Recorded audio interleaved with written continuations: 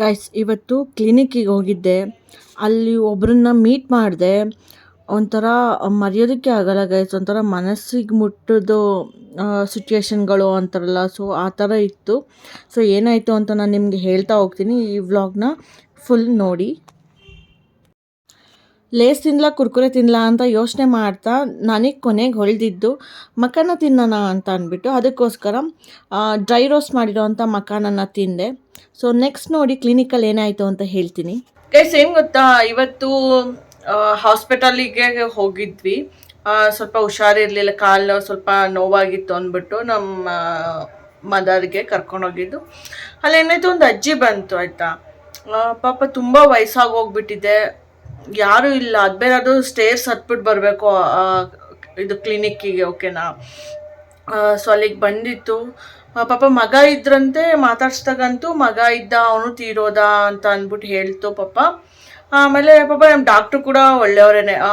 ಅಜ್ಜಿ ಹತ್ರ ಏನು ಫೀಸ್ ಏನು ತಗೊಳ್ಳಿಲ್ಲ. ಸೊ ನಾವು ಎಲ್ಲ ಮಾತಾಡ್ಸಿದ್ವಿ, ಆಮೇಲೆ ಕೆಳಗೆ ಕರ್ಕೊಬಂದ್ವಿ. ಆಮೇಲೆ ಅಜ್ಜಿಗೆ ಸ್ವಲ್ಪ ದುಡ್ಡು ಕೊಟ್ವಿ. ಆಮೇಲೆ ಟ್ಯಾಬ್ಲೆಟ್ ಬೇಕಿತ್ತು, ಅದಕ್ಕೆ ಆ ಟ್ಯಾಬ್ಲೆಟ್ ಅಲ್ಲೇ ಕ್ಲಿನಿಕಲ್ಲೇ ಮೆಡಿಕಲ್ ಸ್ಟೋರ್ ಕೂಡ ಇತ್ತು, ಎಲ್ಲ ಕೊಡಿಸಿ ಕಳಿಸಿದ್ವಿ. ಸೊ ನೋಡಿ ಗೈಸ್ ಹೆಂಗೆಲ್ಲ ಇರುತ್ತೆ. ನಾನು ಮೊನ್ನೆ ತಾನೇ ಒಂದು ಇನ್ಸ್ಟಾಗ್ರಾಮಲ್ಲಿ ನೋಡಿದ್ದೆ, ಆಶ್ರಮಕ್ಕೆ ಸೇರಿಸ್ಬೋದು ಅನ್ನೋದೊಂದು ಆ್ಯಡ್ನ.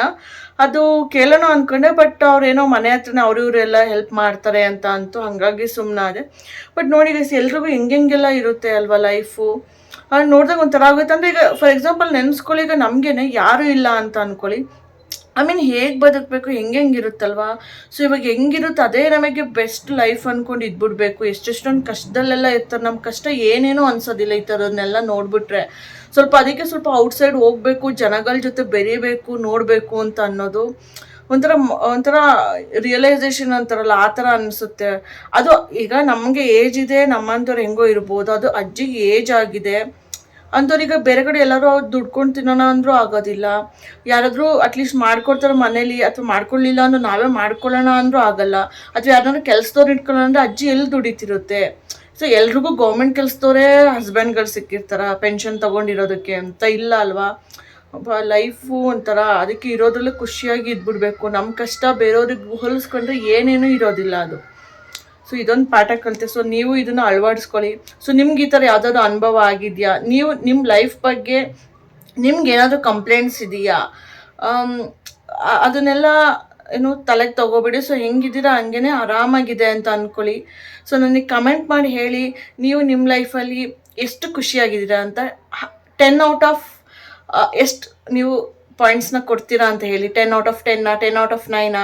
ಸೊ 9 ಅಂದರೆ ನೀವು ಓಕೆ, 10 ಔಟ್ ಆಫ್ 9 ಅಷ್ಟು ಮಾತ್ರ ನೀವು ಖುಷಿಯಾಗಿದ್ದೀರಾ ಅಂತ ಅರ್ಥ. ಸೊ ಅದಕ್ಕೆ ಕಮೆಂಟ್ ಮಾಡಿ ಹೇಳಿ ನನಗೆ.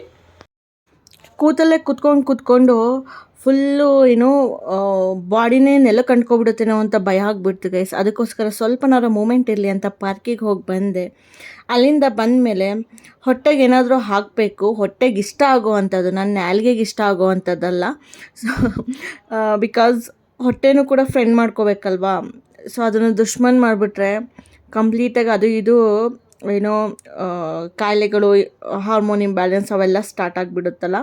ಸೊ ಅದಕ್ಕೋಸ್ಕರ ಗ್ರೀನ್ ಟೀನ ಕುಡಿಯೋಣ ಅಂತ ಗ್ರೀನ್ ಟೀ ಮಾಡಿಕೊಂಡು, ಸೊ ಸಂಜೆ ವಾಕಿಂದ ಬಂದಮೇಲೆ ಪಾರ್ಕಿಂದ ಸೊ ಗ್ರೀನ್ ಟೀ ಮಾಡಿಕೊಂಡು ಕುಡಿದೆ. ಸೊ ಹೊಟ್ಟೆ ಫುಲ್ ಖುಷಿ ಆಗಿಬಿಟ್ಟಿದೆ ಗೈಸ್. ಯಾಕಂದರೆ ಟೀ, ಕಾಫಿ, ಹಾಲು ಅದೇನೂ ಹಾಕಿಲ್ಲ, ಡೈರೆಕ್ಟಾಗಿ ಗ್ರೀನ್ ಟೀನ ಕೊಟ್ಬಿಟ್ನಲ್ಲ. ಸೊ ಹೊಟ್ಟೆ ಕೂಡ ಹ್ಯಾಪಿ ಆಯಿತು. ಅದಾದಮೇಲೆ ಸ್ವೀಟ್ ಕ್ರೇವಿಂಗ್ಸ್ ಆಗ್ತಾ ಇರುತ್ತೆ ಗೈಸ್. ಏನು ಸ್ವೀಟೇ ತಿನ್ನಲಿಲ್ವಲ್ಲ ಅಂತ ಯೋಚನೆ ಮಾಡಿ ಸಾಕಾಯಿತು. ಅದಕ್ಕೋಸ್ಕರ ಹೋಗ್ಬಿಟ್ಟು ಒಂದು ಚಿರೋಟಿನ ಪೇಣಿನ ತಿನ್ಕೊಂಬಂದೆ. ಬಾಡೀಲಿ ಕೊಲೆಸ್ಟ್ರಾಲ್ ಎಷ್ಟು ಮುಖ್ಯನೋ ಅಂತ ಗೊತ್ತಿಲ್ಲ, ಆದರೆ ಹೆಲ್ದಿ ಫ್ಯಾಟ್ ಅಂತೂ ತುಂಬ ಮುಖ್ಯ. ಸೊ ಅದಕ್ಕೋಸ್ಕರ ತುಪ್ಪ ಮ್ಯಾಂಡೇಟ್ರಿ. ಸೊ ತುಪ್ಪ ತಂದು ಈಗ ತುಪ್ಪ ಕಾಯಿಸೋಣ ಅಂತ ಅಂದ್ಬಿಟ್ಟು ತುಪ್ಪನೆಲ್ಲ ಒಂದು ಪಾತ್ರೆಗೆ ಹಾಕಿ ಕಾಯಿಸೋಕ್ಕೆ ರೆಡಿ ಮಾಡ್ಕೋತಾ ಇರೋದು. ನಾವು ಅಂಗಡಿಯಿಂದ ಯಾವುದೇ ತುಪ್ಪ ತಂದು ಕಾಯಿಸ್ಬಿಟ್ಟೆ ತಿನ್ನೋದು, ಯಾಕಂದರೆ ಅಜ್ಜಿ ಮಾಡಿದ ತುಪ್ಪ ಥರ ಇರುತ್ತೆ. ಆ್ಯಂಡ್ ಅದಾದಮೇಲೆ ಊಟ ಎಲ್ಲ ಆಯಿತು. ಊಟ ಮಾಡಿಬಿಟ್ಟು ಹಾಗೆ ಮತ್ತೆ ಮಾಡಿದ ಊಟನೆಲ್ಲ ಅರಗಿಸೋಣ ಸ್ವಲ್ಪನಾದರೂ. ಫುಲ್ಲಂತೂ ಅರಗೋದಿಲ್ಲ, ಯಾಕಂದರೆ ಫುಲ್ ಅರಗಿಸ್ಬಿಟ್ರೆ ಬೆಳಗ್ಗೆವರೆಗೂ ಹೇಗಿರೋದು, ಹೊಟ್ಟೆ ಹಸಿವಾಗುತ್ತಲ್ವ. ಅದಕ್ಕೋಸ್ಕರ ಸುಮ್ಮನೆ ಸ್ವಲ್ಪ ವಾಕ್ ಮಾಡೋಣ ಅಂತ ಅಂದ್ಬಿಟ್ಟು ವಾಕ್ ಮಾಡಿ ಆಮೇಲೆ ರಿಟನ್ನು ಮನೆಗೆ ಬಂದು ಸ್ವಲ್ಪ ಹೊತ್ತು ಟಿ ವಿ ನೋಡಿ ನಿಮಗೆಲ್ಲ ಒಂದು ಗುಡ್ ನೈಟ್ ಹೇಳೋಣ ಅಂತ ಅಂದ್ಬಿಟ್ಟು ಈ ಲಾಸ್ಟ್ ವೀಡಿಯೋನ ಮಾಡಿದೆ.